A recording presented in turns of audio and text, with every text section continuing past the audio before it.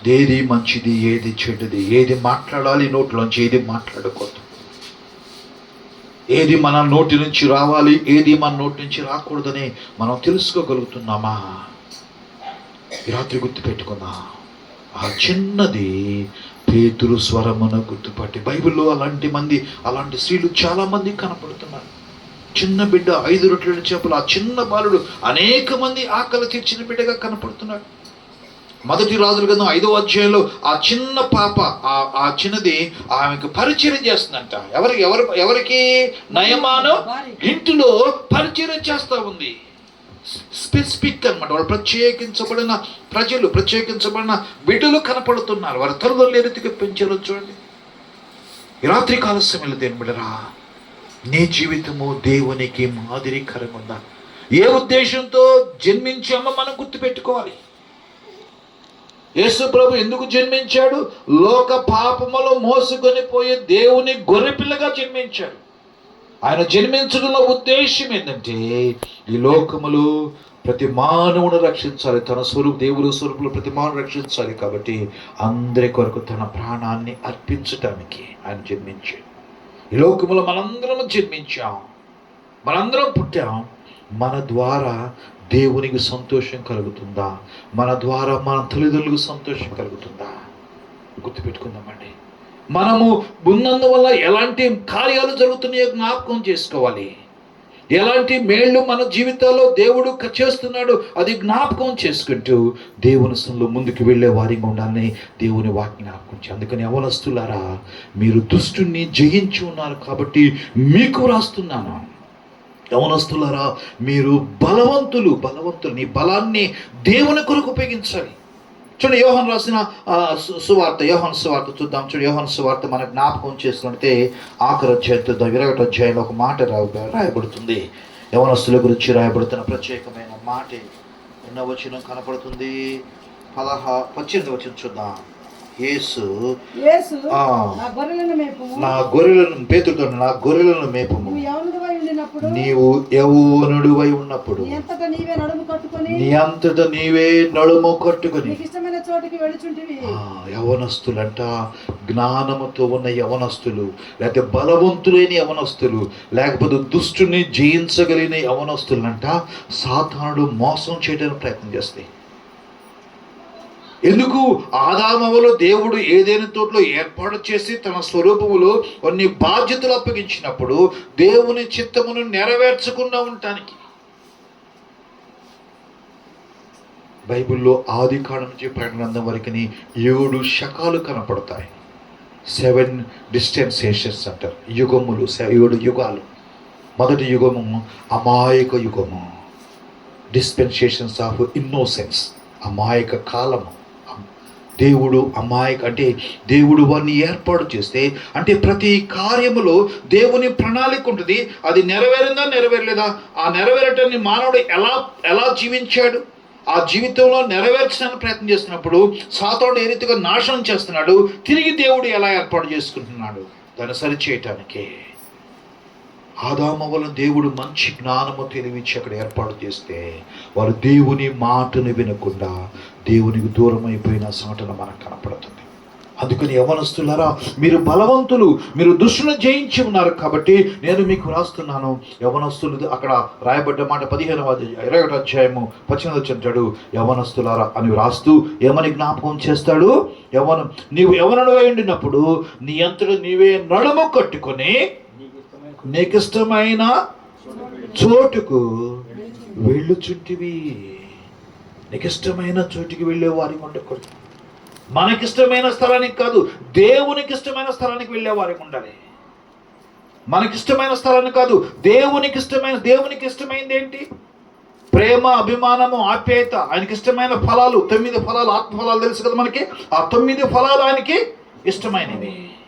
ఆ ఇష్టమైన పనులు చేసుకునే వారికి ఉండాలి. ఇష్టమైన కార్యాల్లో నడుస్తూ దేవుణ్ణి ఘనపరిచే వారిగా ఉండాలి. ఆయన చిత్తాన్ని నెరవేర్చేవాడు ఉండాలి. మన ప్రేమను దేవుడి లోకమును ఎంతో ప్రేమించాడు కాబట్టి తన ప్రియ కుమారుని లోకానికి ఒక గిఫ్ట్గా, బహుమానంగా దేవుడు తన కుమారుడనే యేసయ్యని లోకానికి పంపించాడు. క్రిస్మస్ దినాల్లో మనము దేవుని కొరకు ఏమి చేయగలుగుతున్నాం? మనం ఏమి బహుమానంగా ఇవ్వగలుగుతున్నాం? మనం ఏది బహుమానంగా ఇవ్వగలుగుతున్నాం?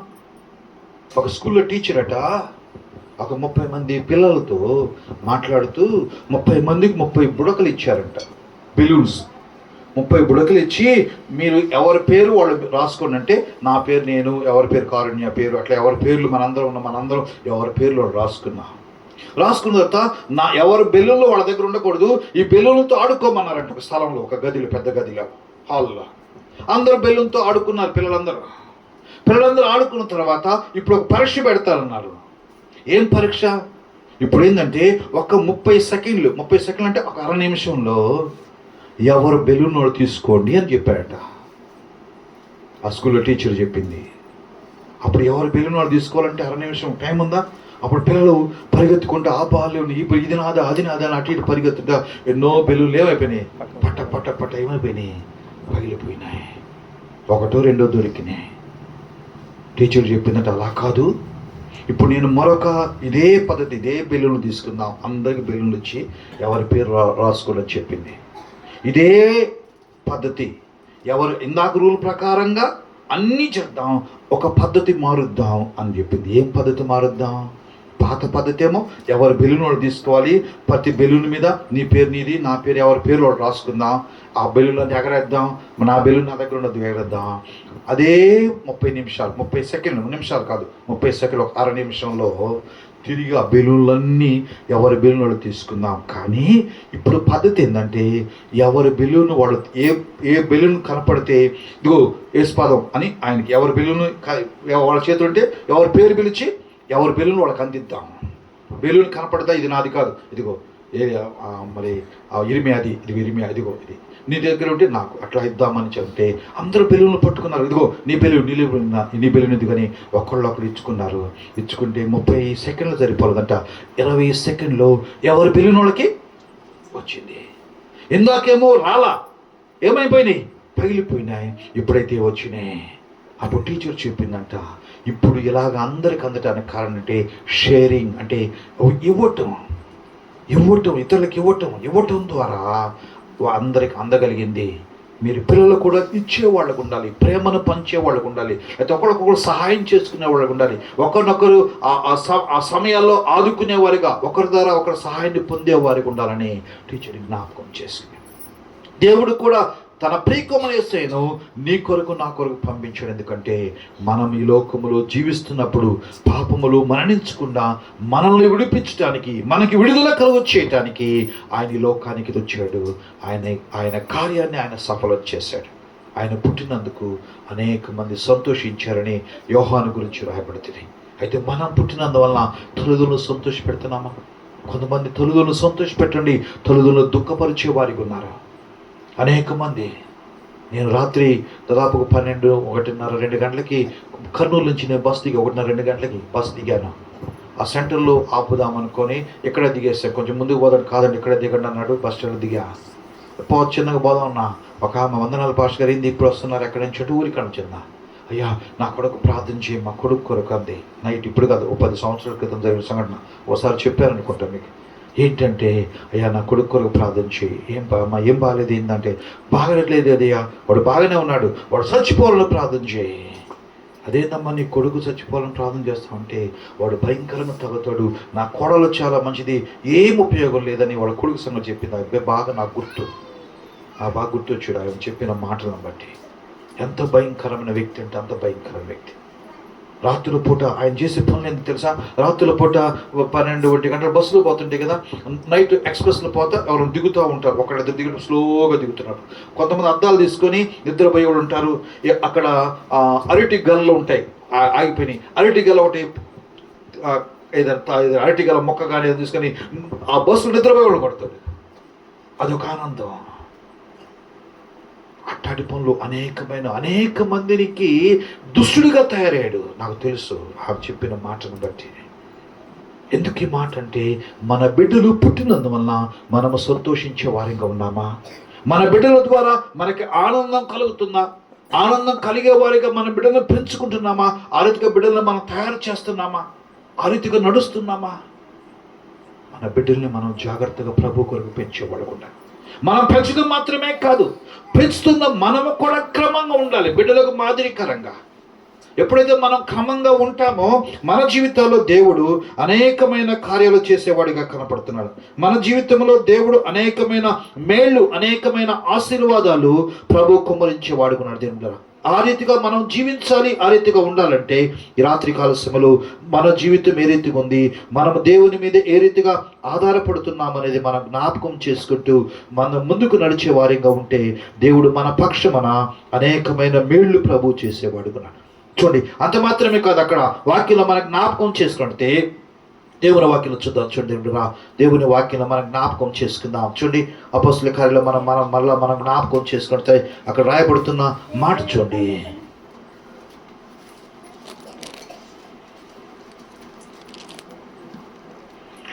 అపోస్తల కార్యము 22వ అధ్యాయము 16-17 వచనం చదువుకుందాం. 16-17 వచనం.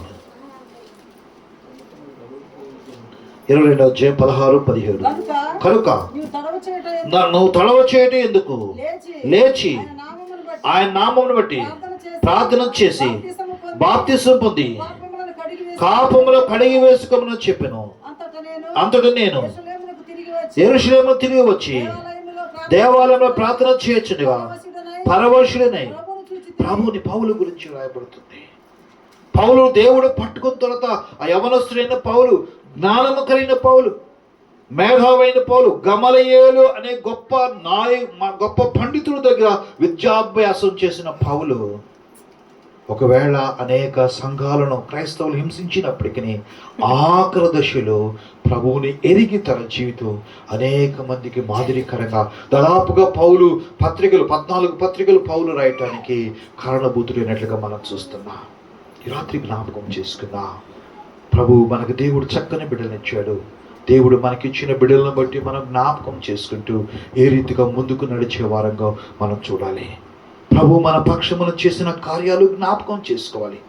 అందుకని అంటాడు, యవనస్తులారా మీరు బలవంతులు, అందుకనే నీకు రాస్తున్నాను, నువ్వు దుష్టుని జయించి ఉన్నావు, అందుకని నీకు రాస్తున్నాను.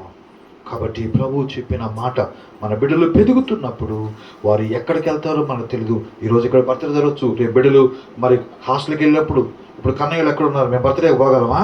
పోలేమా? ఇంకా మనకి బిడ్డలు దూరం అవుతుంటారు, చాలా దూరం. ఎక్కడున్నప్పటికీ మన బిడ్డలు దేవుని సన్నిధిలో ఉండాలి, దేవునికి మహిమకరం ఉండాలి. మన బిడ్డలను ప్రభు మనకిచ్చినప్పుడు మనకు సంతోషకరం ఉండాలి. ముఖ్యంగా దేవుణ్ణి ఘనపరిచేవారు, ఇందు నిమిత్తమై ప్రభు ఈ లోకానికి పంపించాడు ఉండాలి. ఆదికాండం 5వ అధ్యాయంలో నాకు ఒక మాట జ్ఞాపకం వస్తుంది. ఏమని జ్ఞాపకం వస్తుంది తెలుసా? 5వ అధ్యాయంలో ఒక మాట, 6వ అధ్యాయము 3వ వచనం అనుకుంటా. 6వ అధ్యాయం 5వ వచనం, 5-6 కాకుండా 6-5, 6వ అధ్యాయం 5వ వచనం. నరుల చెడుతనము భూమి మీద గొప్పదనియు వారి హృదయములో తలంపు యొక్క యూహ అంతయు ఎల్లప్పుడూ కేవలము చెడ్డదనియు యెహోవా చూచి తాను భూమి మీద నరులను చేసినందుకు. చూసారా, సంతాపము అనే మాట ఎంత బాధాకరమైనది. దేవుడు ఎందుకు నా స్వరూపములో మానవుణ్ణి చేశాననే దేవుడు ఏం చేశాడంట? సంతాపపడ్డాడు, దుఃఖపడ్డాడు. ప్రభు దేవుడు ఏడ్చాడు మానవుణ్ణి తయారు చేసినందుకు. జలప్రళయంలో అందరూ కొట్టుకొని పోతే నోవాహు ఒక్కడి ద్వారా, నోవాహు నీతిమంతులను చూచి ఆయన ద్వారా మనలందరినీ ఏర్పాటు చేశాడు. ఈ రాత్రికాల సమయంలో నిన్ను నన్ను బట్టి ఒకవేళ దేవుడు సంతాపపడేవాడిగా ఉన్నాడా మనం గుర్తుపెట్టుకోవాలి. యవన దశలో ఉన్న బిడ్డలు దేవుని మీద ఆధారపడి జీవించగలిగితే తిరిగి ఉండదు. ఏముండదు? బైబిల్లో అనేక ఉదాహరణలు కనపడుతున్నాయి. యోసేపు మనకు కనపడుతున్నాడు. యోసేపు, పొతీఫరు, గోతులు వేటి ఎన్ని మనకు తెలుసు. మన తీసుకురావటం అన్నదమ్ములు గోతులు వేసి యోసేపు తెచ్చిన అన్నమే తింటున్నారంట అన్నదమ్ములు. తమ్ముడు తెచ్చిన అన్నం తింటా ఒక పక్క బాగుందిరు అనుకుంటా వాడిని ఏం చేశారు? గోతులు వేస్తారు. ఇష్మాయిలకు అమ్ముకోవటం, ఐగుప్తు దేశానికి వెళ్ళటం, ఫరో ఇంట్లో ఉండటం, ఫరో భార్య ఆమె యోసేపును బలవంతం చేయటం, విడిచిపెట్టి వెళ్ళిపోవటం, తద్వారా 2 సంవత్సరాలు జైల్లో ఉండటం. ప్రతిదీ తన యొక్క క్యారెక్టర్, ప్రవర్తన కాపాడుకుంటూ ఎప్పుడైతే యోసేపు వచ్చాడో తన తరము వారికి దీవెనకరంగా ఉన్నాడు. అక్కడ ఏమన్నాడు తెలుసా? మనల్ని పోషించేది ఎవరు? దేవుడు కదా. మనల్ని పోషించేది ఎవరు? కానీ యోసేపు అంటాడు 50వ అధ్యాయంలో, నేను మిమ్మును మీ పిల్లలను నేను పోషిస్తాను. దేవుడు అనాల్సిన మాట యోసేపు అన్నాడు. 50వ అధ్యాయంలో ఎన్నో వచ్చిన గుర్తులేదు, 50వ అధ్యాయంలో కనపడుతుంది. నేను మిమ్మును మీ పిల్లలను పోషించుతున్న వారితో చెప్పాను.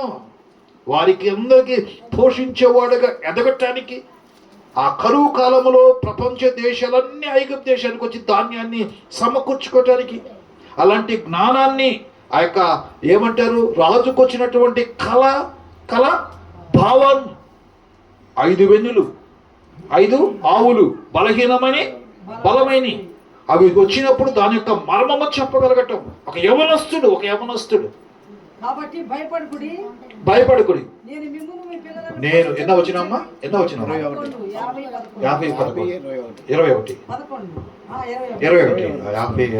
కాబట్టి భయపడకుడి, నేను మిమ్మను. ఎంత స్టేట్మెంట్ అండి! చూసావా? ప్రేమించి అదంతా పాత ఎన్ని గుర్తుపెట్టుకోవాలా? ఎందుకు? దేవుల్లో ఉన్నాడు కాబట్టి పాత గుర్తుపెట్టుకోవాలా. క్షమించే మనసు కనపడుతుంది. అవన్నీ కూడా మనం ప్రాక్టీస్ చేసి అవన్నీ నీ జీవితం అలవాటు చేసుకుంటేనే మనం గొప్పడం అవుతాం, లేకపోతే ఉండదు. ఎలాంటివన్నీ గుర్తుపెట్టుకోవడానికి అనేక రీతులుగా ఉంటే కుదరదు. మిమ్మను వారిని కనికరించి వారితో ప్రీతిగా మాట్లాడి వారి ఆహారాన్ని పెట్టి మిమ్మను మీ పిల్లలంతా ఒక యవనస్తుడండి. ఈ రాత్రికాల సమయంలో యవన కాలంలో మన జీవితాన్ని దేవుని చేతిలో పెట్టి దేవుని వైపు ఉంచితే ముందుగా దేవుడు వాగ్దానం ఇచ్చాడు, నీవు బలవంతురాలివి, నువ్వు దుష్టుని జయించున్నావు, అందుకని నీకు చెప్తున్నా జాగ్రత్తగా ఉండని. ఎప్పుడు తెచ్చి ప్రభు చెప్పిన మాటను మనం జాగ్రత్త చేసుకుంటూ అనేక మంది ఏ రీతిగా ఆ యొక్క హృదయాన్ని స్త్రీ కావచ్చు, ఆ యొక్క నయమారింట్లో ఉన్న పాప కావచ్చు, లేకపోతే మరొక వ్యక్తి అనేక మంది బైబిల్లో మనకు కనపడుతున్నారు. మోషే అక్క మిరియాము కావచ్చు, అనేక మంది వ్యక్తులు కనపడుతుంది. దేబోరా లాంటి వారు కనపడుతున్నారు. వాళ్ళు అలాంటిగా అవటానికి వారు జాగ్రత్తగా దేవుని మీద ఆధారపడుతుంటూ వాళ్ళ జీవితాన్ని దేవుని చేతిలో పెట్టి ఎప్పుడైతే నడిచారో వారి వంశములోనే దీవెనకరంగా అనేక మందికి ఆశీర్వాదకరంగా దేవుని మహిమకు రీతిగా మన బిడ్డలు అరితిన కారుణ్య మన బిడ్డలు ప్రభుత్వంలో ఉండులాగన మనందరం కలిసి అందరూ తల వంచండి, ప్రార్థన చేసుకుందాం. మన బిడ్డలు మంచి ప్రయోజకులలాగా ప్రార్థన చేద్దాం. పుట్టిన దానికంటే కార్య ఆరంభము కంటే కార్య అంతము శ్రేష్టం అన్నట్లుగా మనకిచ్చిన బిడ్డలను బట్టి సంతోషించే వారికి కాకుండా ముగింపులో బిడ్డలు దేవునికి మహిమకరంగా ఉండాలి, మనం సంతోషపెట్టేవారు ఉండాలి. అనేక మంది చేత మంచి ప్రవర్తన మంచి బిడ్డలు అనిపించుకునే వారిగా మన బిడ్డలు ఉండటానికి మనం చేసిన దానికి తగిన ప్రతిఫలాన్ని ప్రభు ఇచ్చులాగన ఆ రోజైన చిన్నది ప్రభు పేతురు స్వరమును గుర్తుపట్టి, పెద్దోళ్ళు గుర్తుపట్ల ఈ చిన్న బిడ్డ గుర్తుపట్టింది. ఎంత ధన్యకరమైన జీవితం, ఎంత పరిశుద్ధమైన దేవుడు. చిన్న బిడ్డ ఒక రోజైన చిన్నది దేవుని సేవకుని గుర్తుపడింది. రోజు వాళ్ళతో కలిసి ప్రార్థన చేస్తున్న పెద్దవాళ్ళు గుర్తుపట్టలేకపోయారు. ఈ రాత్రి మనం గుర్తుపెట్టుకుందాం, మనం ఏ రీతికున్నాం, మన కుటుంబాలు ఎత్తుకుని ఒకటే క్రిస్మస్ దినాల్లో ప్రభు ఎందుకు వచ్చాడు? ఆయన జన్మించింది డిసెంబర్ మాసంలో. ఆయన జన్మించినందుకు ఒక సార్థకత. నేను జన్మిస్తున్నా, మన ద్వారా ఏమి సార్థకత ఉందో, ఏమి కార్యం ఉందో మనం జ్ఞాపకం చేసుకున్నాం. పరిశుద్ధుడైన మా తండ్రి నీకు వందనాలు. ఈ రాత్రి మీరు ప్రేమించి మాకు ఇచ్చిన మంచి సమయం బట్టి నీకు స్తోత్రాలయ్యా. అతడు పుట్టినందున అనేకులు సంతోషించిన మాట మేము చదువుకున్నాం ప్రభా. అనేకులు సంతోషించారు. ఈ రాత్రి కాల సమయంలోనైనా మేము పుట్టినందువల్ల మా తల్లిదండ్రులు, అన్నతమ్ములు, అక్క చెల్లు, సంఘము, స్నేహితులు సంతోషించడం మాత్రమే కాదు, మీరు కూడా సంతోషించినట్లుగా మా జీవితం ఉండటానికి నీ కృప దయచేయి. నీ దయలో మమ్మల్ని జ్ఞాపకం చేసి నీ కరుణ కటాక్షాలు మాతో ఉంచి నడిపించమని ప్రార్థిస్తున్నామయ్యా. నీకు వందనాలు. ఈ రాత్రి మీరు ఇచ్చిన మంచి సమయాన్ని బట్టి నీకు వందనాలు. ప్రార్థనకు వచ్చిన ప్రతి బిడ్డను దీవించండి, ప్రతి బిడ్డ పైన దయ ఉంచండి. ప్రతి ఒక్కరితో మాట్లాడి సంవత్సరం చివరి దినాలను తండ్రి సహాయం దయచేయండి. నూతన సంవత్సరం నూతన దీవెనలు మా ముందున్నాయి. ఏదో ప్రార్థనకు వస్తున్న ఉపయోగం కాకుండా ఒక మంచి మార్పును, మంచి మారు మనసును తండ్రి, పశ్చాత్తాపమును, కన్నీటి ప్రార్థన మీరు మరి కొనసాగించమని ప్రార్థిస్తున్నాం. ప్రత్యేకంగా రవి మాస్టర్ మరి మా కుటుంబాన్ని బట్టి ప్రార్థిస్తున్నాం. రవి మాస్టర్ యొక్క బంధువర్గం, సంబంధికులు, వృద్ధాపుల వారి అమ్మగారి కొరకు ప్రార్థిస్తున్నాం. మరి మేము కనతములకు చెల్లి బంధువర్గం కొరకు ప్రార్థిస్తున్నాం. నాన్నగారి కొరకు ప్రార్థిస్తున్నాం. వారు ప్రేమించిన కారుణ్య కొరకు, ఆ బిడ్డ చదువు కొరకు, నేను ఆ బిడ్డ భవిష్యత్తు కొరకు ప్రార్థిస్తున్నాం. సహాయం చేయండి ప్రభా. యవనస్తులైన బిడ్డలపై ఇది కృప ఉంచండి. ఏ దుష్టుడు ముట్టుకనైనా అన్ని బిడ్డలు ఎదుగుట్టుకొని కృప దయచేయండి. ఇక్కడ నా బిడ్డలందరూ దీవించండి. ఈ వారంలో జరిగే ప్రతి కార్యమునైనా, ఈ వారంలో జరిగే ప్రతి కార్యముని సందులో జయకరంగా జరిగే భాగ్యం దయచేయండి. బుధవారం జరిగే మాకు సెమీ క్రిస్మస్ వేడుకలను బట్టి ప్రార్థిస్తున్నాం. అది నీకు మహిమకరంగా జరుగుతుకొని కృప దయచేయండి. మీరే మహిమ ఘనత ప్రభావాలు చెల్లించుకుని, మీ చిత్తమైతే మీరు ఆకలి ఆలస్యమైతే మరొకసారి మేము ఈ స్థలంలో చేరులు శుద్ధించుకునే భాగ్యం దయచేయమని, నీ కృపలో మమ్మల్ని జ్ఞాపకం చేసుకుని దీవించి నడిపించమని యేసయ్య శక్తి గల నామమున అడిగి వేడుకుంటున్నాము తండ్రి. ఆమేన్. ఆమేన్. దేవుని స్తోత్రం.